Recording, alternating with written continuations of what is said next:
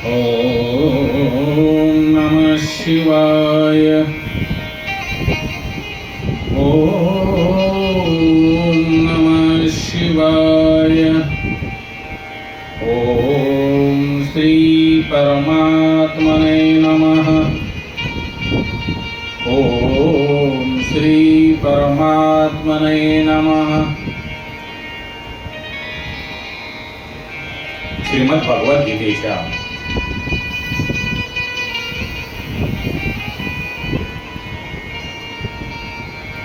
7व्या अध्यायाचे जे महात्म्य आहे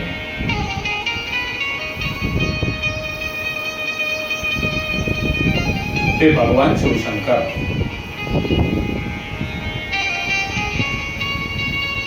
माता पार्वतींना म्हणतात, हे पार्वती, 7व्या अध्यायाचे जे काही महात्म्य आहे ते महात्म्य ऐकल्यानंतर जणू मनुष्याच्या कानामध्ये अमृताचा वर्षाव होतो। भगवान शिवशंकर माता पार्वतींना म्हणतात, हे पार्वती,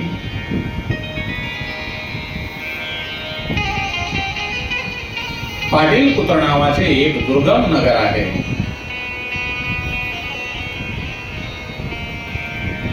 त्यांचे गोपूर अतिशय उंच असून त्या नगरात शंकुकर्ण नावाचा एक ब्राह्मण राहत होता। त्या ब्राह्मणाने व्यापार करून पुष्कळ संपत्ती जमवली होती, परंतु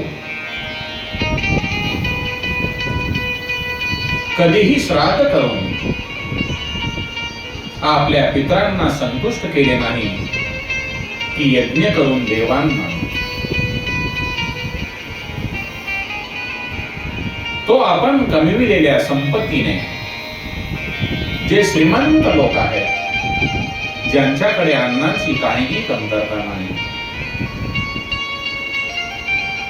अशा धनिक लोकांना भोजन देऊन त्यांना तो संतुष्ट करी। एकदा तो ब्राह्मण आपले 3 लग्न झालेले असताना आपल्या स्वतःच्या 4थ्या विवाहासाठी आपल्या मुलांना आणि बांधवांना बाहेर गावी घेऊन निघाल्यानंतर वाटेमध्ये मध्यरात्र झाल्यामुळे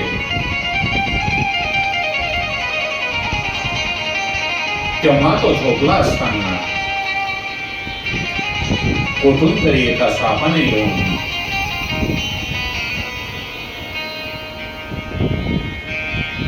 त्या ब्राह्मणाला दंश केला आणि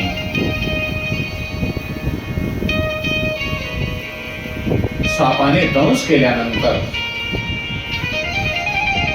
त्या शंकुकर्ण नावाच्या ब्राह्मणावर मंत्र आणि औषधाने उपचार केले, परंतु त्याच्यावर कशाचाही परिणाम नव्हता।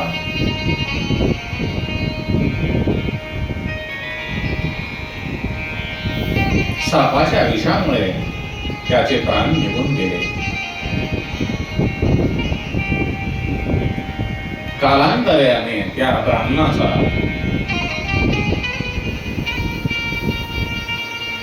जन्म सर्पयोनीमध्ये झाला, कारण सापाने दंश केल्यानंतर मरणासन्न अवस्थेत असताना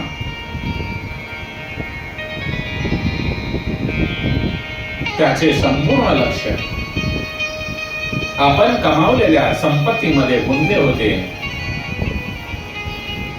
त्यामुळे त्याने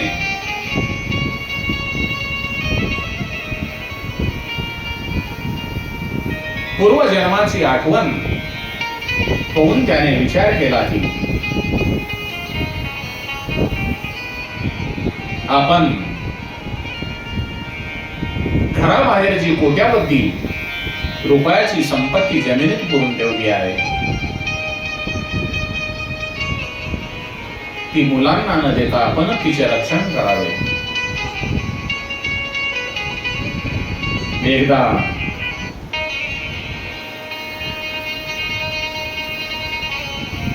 या साप योनीचा त्रास होऊ लागला.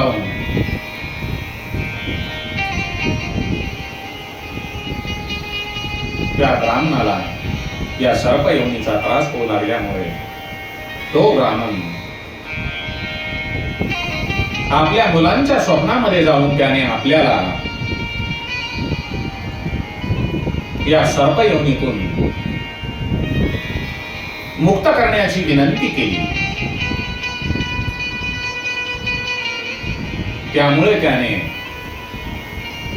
आपल्या बापाने पुरून ठेवलेल्या संपत्तीचा सुगावा लागला. त्या अनिर्बंध मुलांनी सकाळी उठताच आपल्याला पडलेले स्वप्न सांगितले. त्यापैकी मधला मुलगा हातात कुदळ घेऊन घरातून निघाला आणि जेथे सर्प होऊन त्याचा बाप राहत होता तेथे जातो. जरी त्याला ते ठिकाण माहित नव्हते तरी खानाखुना लक्षात घेऊन तो तेथे पोहोचला आणि लोभाने त्याने तेथे जाऊन ते वारुळ तो टेल जो आहे ते खोदायला सुरुवात केली. तो वारुळ खोदत असताना त्या वारुळातून एक भयंकर साप बाहेर आला आणि म्हणाला, अरे मूर्खा, तू कोण आहेस आणि कशासाठी आला आहेस आणि हा खड्डा इथे कशासाठी खोदतोस ते सविस्तर मला सांग. त्यावर मुलगा म्हणतो, मी तुमचा मुलगा शिव.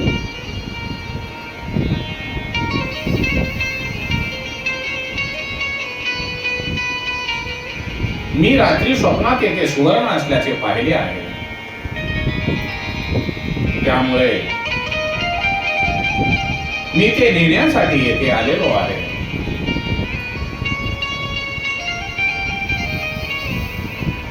सर्प योनी प्राप्त झालेला बाप आपल्या मुलांचे बोलणे ऐकून हसत हसत मोठ्याने स्पष्ट मानवी वाणीमध्ये म्हणतो,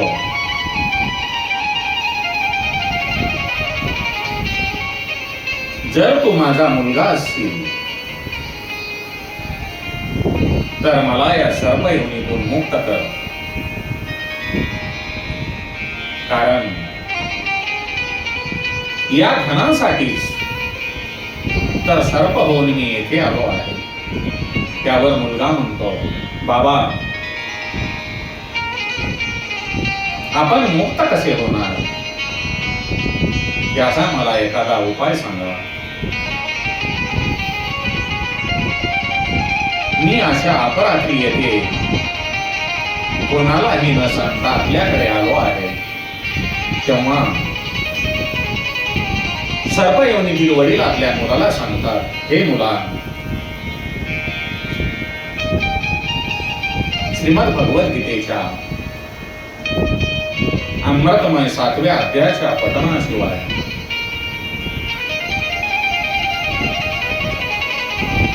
तीर्थदान, तप, यज्ञ यासारखे कोणतेही साधन मला मुक्त करू शकणार नाही. गीतेचा केवळ 7वा अध्यायच प्राण्यांची जरा मृत्यू यासारखे दुःख दूर करू शकतो. हे मुला,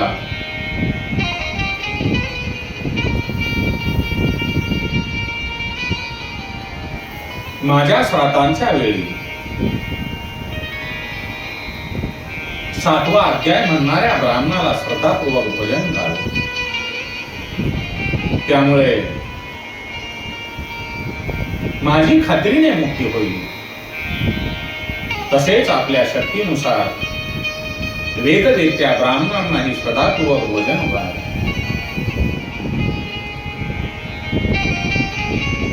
सर्प झालेल्या वडिलांचे शिव या मुलाने बोलणे ऐकून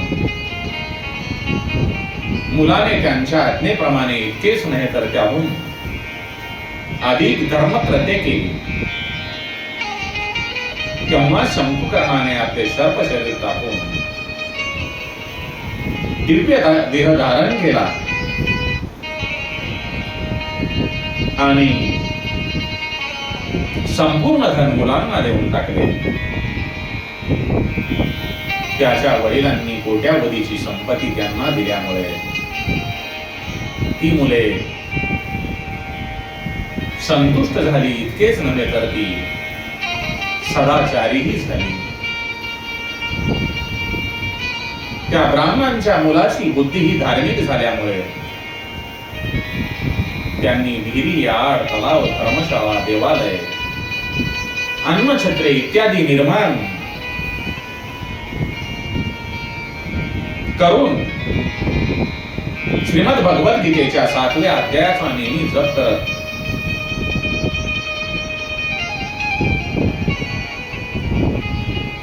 त्या शंकुकर्ण ब्राह्मणाच्या मुलांनी सुद्धा मोक्ष मिळवला. भगवान शिवशंकर म्हणतात, हे पार्वती,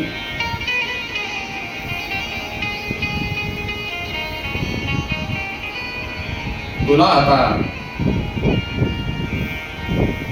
मी 7व्या अध्यायाचे जे महात्म्य सांगितलेले आहे ते ऐकल्याने मनुष्य सर्व पापापासून मुक्त होतो. कारण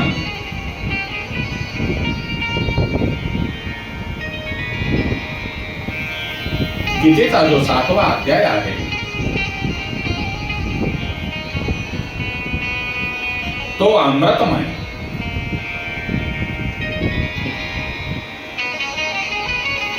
तर आहेच, परंतु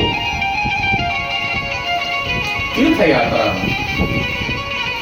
तुम्ही कितीही दान करा, कितीही तपश्चर्या करा, यज्ञ करा,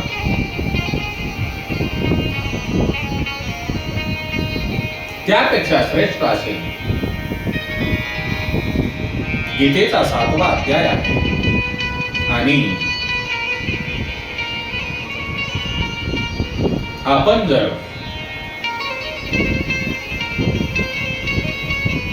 तीर्थदान, तप आणि यज्ञ करण्यापेक्षा जे आपल्याला घडू शकत नाही करणे ही चांगले आहे, परंतु जर आपल्या हातून तीर्थदान, तप आणि यज्ञ घडणार नाही त्यापेक्षा सर्वात सुगम आणि सोपे साधन म्हणजे गीतेच्या 7व्या अध्यायाचे जर आपण अध्ययन केले, श्रवण केले, मनन केले तर कितीही मोठे जर आपल्या हातून पाप घडले असेल तर त्या पापापासून आपली नक्कीच मुक्ती झाल्याशिवाय राहणार नाही, असे भगवान शिवशंकर माता पार्वतींना सांगत आहेत. म्हणून बाबांनो, भाविकांनो, जी भगवद्गीता भगवान श्रीकृष्ण यांच्या मुखातून त्यांनी आपला परम शिष्य अर्जुनाला पुढे करून या जगाच्या कल्याणासाठी सांगितलेली आहे.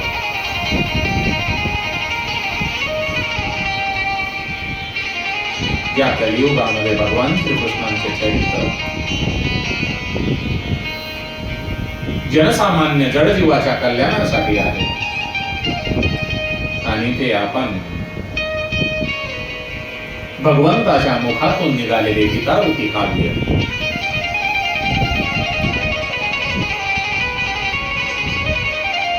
1 ते 18 अध्यायापर्यंत महर्षी व्यासांनी ज्याची निर्मिती केलेली आहे त्यापैकी आपण एक अध्यायाच्या महात्म्यावर प्रकाश टाकत आहोत. त्यापैकी आजची कथा म्हणजे सर्व पापापासून मुक्ती मिळवणारी आणि भगवान शिवशंकर यांनी माता पार्वतींना सांगितलेली अशी ही गोड रम्य कथा असून सर्वांनी आपण गीतेच्या 7व्या अध्यायाचे अध्ययन करावे. त्या अध्ययनामुळे आपला तर उद्धार होईल, परंतु आपले जे पूर्वज आहेत त्यांचा सुद्धा उद्धार होणार आहे. गोपाल कृष्ण भगवान की जय. हरे राम राम राम हरे हरे. हरे कृष्णा कृष्णा कृष्णा हरे हरे.